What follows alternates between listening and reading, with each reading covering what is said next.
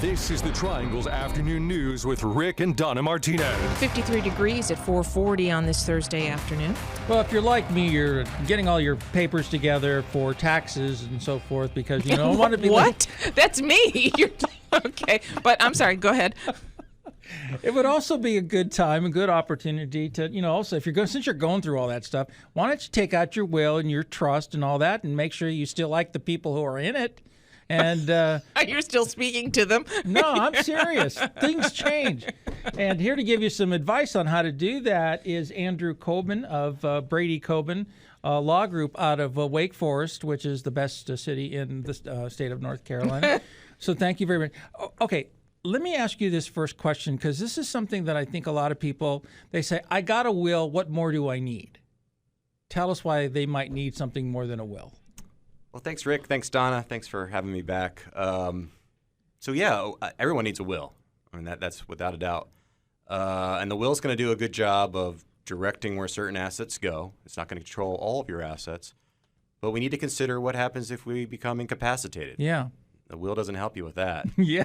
So we need some powers of attorney, certainly. And then, if we want to look at how to make things a little bit more efficient, so we're not relying on the will solely to transition our assets at death, then we use a trust for that. So that's something that is a good fit for a lot of clients, but certainly not every client.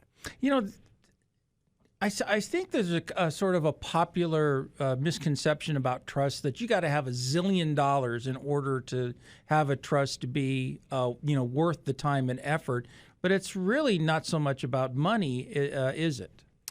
No, I mean the trust offers a lot of advantages, but the one thing that is universal is that it makes things easy or easier. Nothing's ever easy when someone dies, but it makes things easier for transitioning that wealth.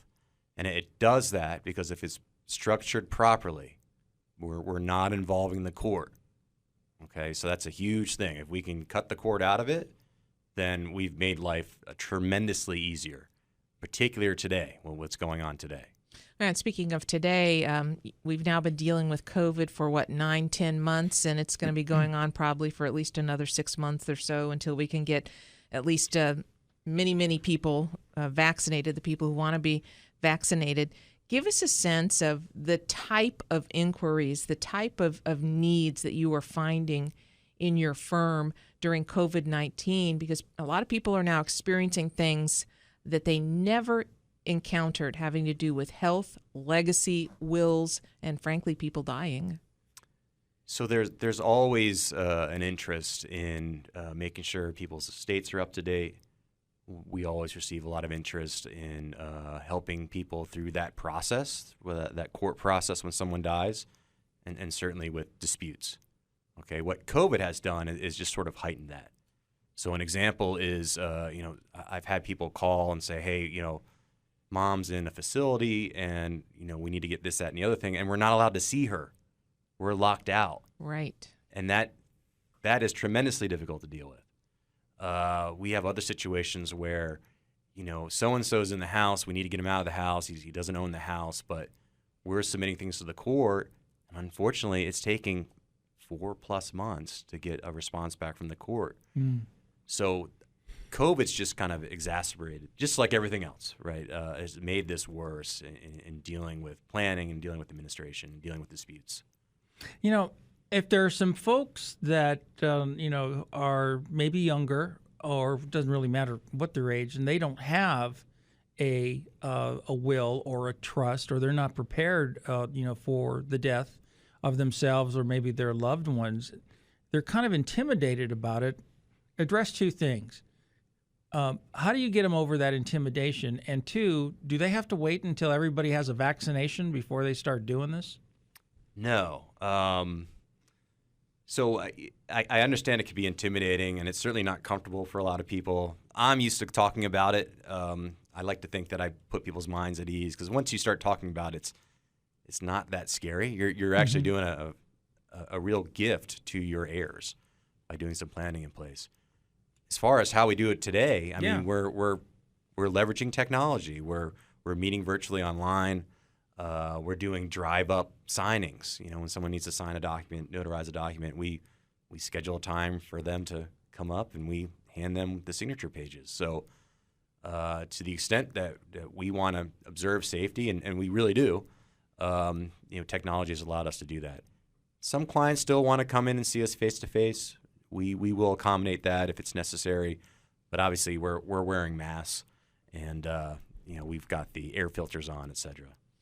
I know some younger people who are in the prime of their life, and they have kids now who are in middle school, high school, etc. And something has dawned on them that they themselves, the mom and dad, are not as young as they used to be, and mortality, as we've all been, kind of face to face with here during COVID-19, and they're starting to wonder who will care for my kids if something happens to me or both of us. Do you have kind of a conversation that you go through with clients about how to make such a serious decision of choosing a family member or a friend, and how to even approach the potential ugly reality that your kids might not be old enough to be on their own and lose their parents? Or maybe they're not responsible enough to handle what needs to be handled. Yeah, as you might imagine, that's a big part of our discussions with clients, is finding the right role players. And a lot of times it does fall to a family member, but sometimes people they don't have a lot of family, right? So then we're looking at alternatives. I think for most folks, when they get caught up on this, it's usually around picking out a guardian. And I think if you were to kind of put a list of all the attributes of a good guardian, and you compared yourself to that, you'd probably find that you fall short. I know I do, right? So, and really that exercise demonstrates that it's a plan B, right? I mean, the plan A is that you live and you are there to guide the kids. But if you're not, you're left with the plan B, and plan Bs are never as good as plan As. But you do the best that you can, right? And two, you're going to have to face the reality that you might rub some family members the wrong way with the decisions that you make. That's another great point, Donna. I like to say you're not doing anyone a favor by naming them as your executor. It's a huge responsibility. It's a huge responsibility. So a lot of people want to share the wealth or share the responsibility, and I say, well, you can. I think really you should look at who's the best person for the job. Right. So how can folks contact you? Because you are doing business. You've described you're doing a lot of things by technology or drive up, or you will do an in-person if that's something that a client really wants to have. How do they contact you? Well, you can always find us on the web. We're at www.ncestateplanning.com. You can also give us a call at 919-782-3500.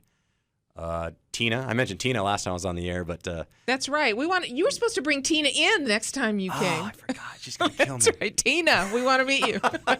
I'll bring her next time. I there promise. You go. But she's kind of the gatekeeper. But did Tina have to tell you what Zoom was when the COVID-19 thing did? Tina's been indispensable. I didn't even know we had that capability until. Oh, here we go. Yep. Exactly. I didn't either. Now I do everything Tina, on if Zoom. you're listening, now's the time to ask for a raise. Huh? Now's the time. Hey, that wasn't part of this gig. Come That's on. right. He's turning red, Tina. Now's the time, girl. Andrew Cobin is with Brady Cobin Law Group. Andrew, thanks so much. Appreciate you coming by to talk to us about pretty serious stuff. We're living through a serious time. Yeah. Thank you, Rick and Donna. It's great seeing you guys again. You too. Stay safe.